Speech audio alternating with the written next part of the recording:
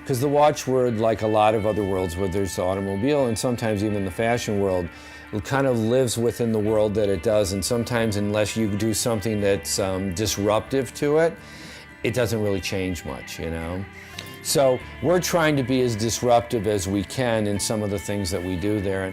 We had been carrying both in our stores. We had been carrying both vintage watches and at one time IWC in the store as well. I loved the Ernst Benz watches. I had been intrigued by them because I knew that they had a real kind of history and authenticity to them. I'm a second-generation watchmaker that was given the privilege to be at helm of a 50-year-old brand. So you take with heritage and you have to approach with integrity to be able to develop the concept in its natural form. You can be radical with it and, how Jon said, disruptive, but you have to pay attention to the history. With Jon, he allowed me to break outside of that. And each time when we do a project, it's interesting that you had written an article once in IW titled Benz and Friends. It was never my dream to run a watch company. I'm a watchmaker. It was my dream to build watches with my friends. And in a project like with Jon, I get to push more than everybody else. These are watchmakers, you know, really understanding what his father started with and where it's very deep in the bloodline through Lenny.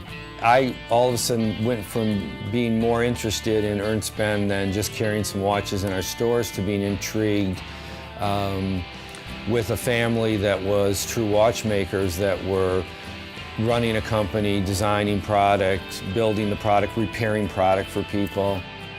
And then a couple years into it, maybe not even a couple years into it, Lenny and his PR director at the time came and visited with me about the possibility of doing a limited edition watch with them. And that really turned into, I don't know how many years we've been doing them now, maybe 4?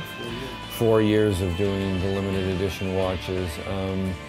You know, listen, for having quite a large collection of watches, I pretty much only wear this watch today.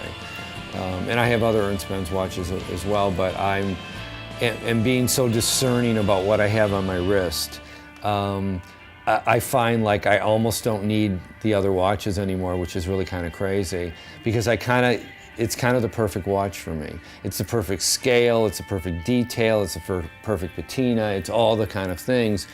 And not everything that I do here I can say that about. So then be able to put on the things that I loved about the patina finish on it, the illuminants, the rectangular pushers, all the different things that I always loved about watches that you don't see very much at all today in watches. And you definitely don't see things that have a real kind of patina finish to them at all. And even down to the way we did the straps. So there was just like it's all little things. It's not about one thing, it's really about the attention to detail. And that's what I said that's so intriguing to me about working on the watches and loving watches in general, is that you have this very little surface that you can, and the surface is not only is the face, but what goes inside of it, there's only so much you can do with it, and to make it your own. It's like eyeglasses or sunglasses. You know, you have a small temple, a nose piece, the lenses. How do they make them your own? And you have to be good at it. And working together, I think I have to say, patting ourselves on the back, I think we did something, and I generally don't say that much, I think we did something good here, you know. And it's fun to see people. I was in an event last night, and somebody there was wearing this particular watch, the original anthracite version of it.